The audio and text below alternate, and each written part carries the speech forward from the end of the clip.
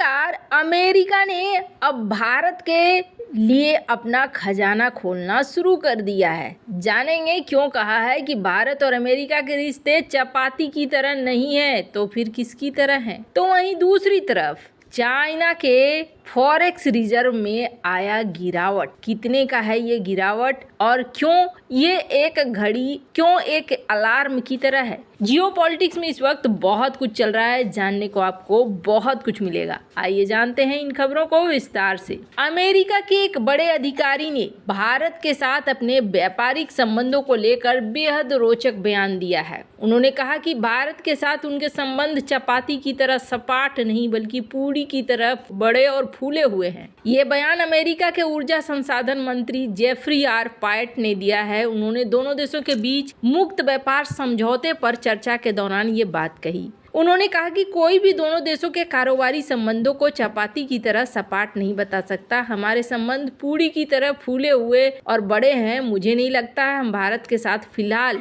FTA को लेकर बातचीत करने वाले हैं। दोनों देशों के कारोबारी संबंधों को गहरा और करने के लिए अभी अधिक महत्वपूर्ण चर्चा होनी चाहिए। अमेरिकी अधिकारी का ये बयान दोनों देशों के बीच कारोबारी साझेदारी को दर्शाता है। 2022 में अमेरिका से भारत में आयात बढ़कर 47 अरब डॉलर रहा। 2021 के मुकाबले 17% का इजाफा हुआ, जबकि 2012 के मुकाबले 112% की बढ़ोतरी हुई है। लाल सागर संकट के बीच एनर्जी सिक्योरिटी के संदर्भ में भारत और अमेरिका से संबंधों से जुड़े सवाल का जवाब देते हुए पायट ने हूती विद्रोहियों के हमले से एक टैंकर को बचाने की भारतीय नौसेना की तत्परता की सराहना की। उन्होंने कहा कि हम अंतर्राष्ट्रीय व्यवस्था में अप्रत्याशित उथल पुथल के दौर में जी रहे हैं। इस समय वैश्विक स्तर पर बहुत हलचल है, लेकिन जिस तरह से भारतीय नौसेना ने हूती के हमलों से टैंकर को बचाया है ये काबिले तारीफ है। आपको बता दें पायट 26 से 31 जनवरी तक भारत के दौरे पर थे। यहाँ उन्होंने केंद्रीय पेट्रोलियम एवं प्राकृतिक गैस मंत्री हरदीप सिंह पुरी से चर्चा की। ये चर्चा लाल सागर में जहाजों पर हूती विद्रोहियों के हमले के बाद वैश्विक तेल बाजार में मचे हड़कंप से जुड़ी हुई थी। आपको बता दें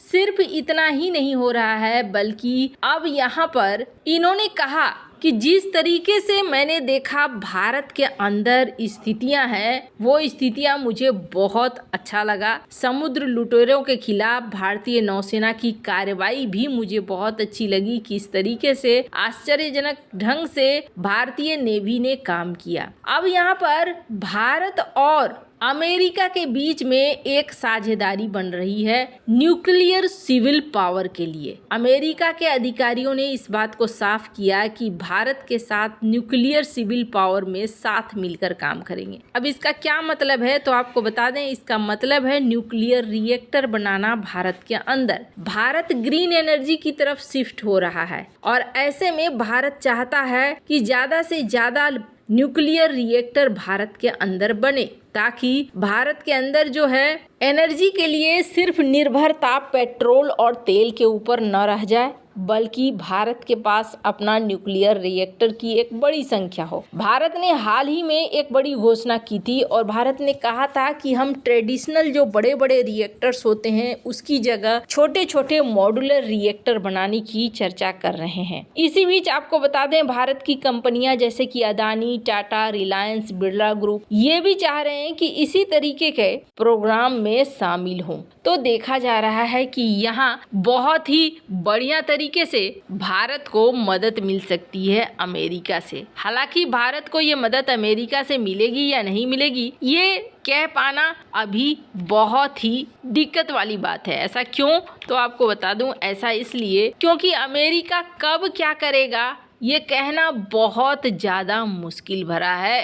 खैर, जहां एक तरफ ये सब कुछ चल रहा है तो वहीं दूसरी तरफ चाइना के अंदर आखिरकार क्या चल रहा है। चीन में रियल एस्टेट संकट का असर बैंकिंग सेक्टर पर दिखने लगा और बैंकिंग सेक्टर का असर शेयर मार्केट पर भी दिखने लगा। आपको बता दें देश की प्रमुख वेल्थ मैनेजमेंट कंपनी झोंगजी ने पिछले हफ्ते कहा था कि वो अपना पूरा बिल चुकाने की स्थिति में नहीं है। इस ग्रुप से जुड़ी कंपनियों के कई अधिकारी कुछ दिनों से लापता रह चुके हैं। देश का रियल एस्टेट पिछले कई साल से संकट में है। जीडीपी में इसकी 25% की हिस्सेदारी है। ये वजह है कि संकट के कारण पूरी इकोनॉमी के डूबने की आशंका जताई जा रही है। इसने धीरे धीरे दूसरे सेक्टर्स को भी अपनी चपेट में लेना शुरू कर दिया है। पहला शिकार $3 ट्रिलियन का शैडो बैंकिंग सेक्टर हुआ। जंगोजी ने रियल एस्टेट सेक्टर में भारी निवेश कर रखा था। जंगोजी ग्रुप चीन की बड़ी प्राइवेट कंपनियों में से एक है, जिसका business financial services, mining, electric vehicles तक फैला हुआ है। इस ग्रुप के लिस्टेड एजुकेशन फर्म डालियन माइजिम एजुकेशन टेक्नोलॉजी के चेयरपर्सन मा होंगियान लापता है। इसी तरह सिंजियांग के तृष्णान एनिमल हस्बेंड्री बायो इंजीनियरिंग के चेयरमैन मा चेंगसुई भी गायब है। ये दोनों लोग कई साल से झोंगजी से जुड़े हुए हैं। 38 साल के मा होंगिंग और 2015 से कंपनी के चीफ फाइनेंशियल ऑफिसर भी रहे हैं।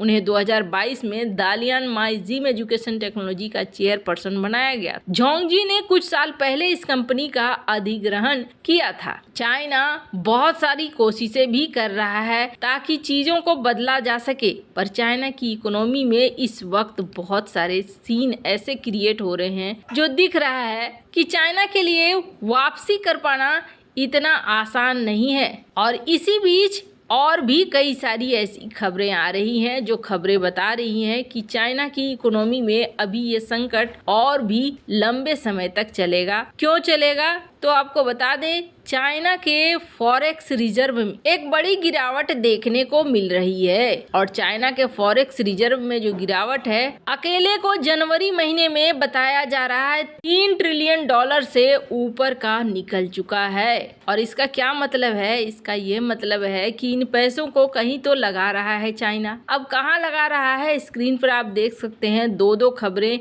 वॉल स्ट्रीट जर्नल की भी खबरें, जिसमें कहा जा रहा है कि चाइना के फॉरेक्स रिजर्व में एक बड़ी गिरावट देखने को मिल रही है। अब ये पैसे चाइना कहाँ लगा रहा है, तो कहा जा रहा है कि अपने शेयर मार्केट को बचाने के लिए चाइना उसमें पैसे पंप कर रहा है ताकि शेयर मार्केट की ग्रोथ बनी रहे। स्क्रीन पर आप इस कटिंग को देख सकते हैं। और इस ग्रोथ को बनाए रखने के लिए चाइना काफी सारा पैसा निकाल रहा है और फॉरेक्स रिजर्व से निकाल कर वो इस जगह पर खर्च कर रहा है। अब इसका क्या मतलब है? क्या चाइना की फॉरेक्स रिजर्व जो है वो बहुत ज्यादा खतरे में आ जाएगा? तो आपको बता दें, ऐसा कहा जाता है। स्क्रीन पर एक आर्टिकल देखिए कि चाइना के पास $3 ट्रिलियन का हिडन करेंसी रिजर्व भी है, जो चाइना बचा कर चलता है एक ऐसे समय के लिए जिसे कहते हैं इमरजेंसी कॉल आने पर इसका इस्तेमाल करेगा।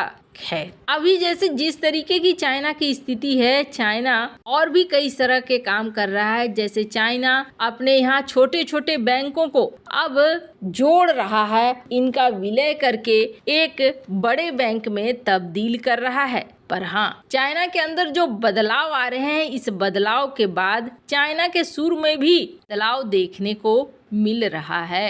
वैसे आपको क्या लगता है, इन सब मामले में आपकी क्या राय है? कमेंट कर जरूर बताएं। जल्द मिलते हैं अगले वीडियो में नई खबर के साथ।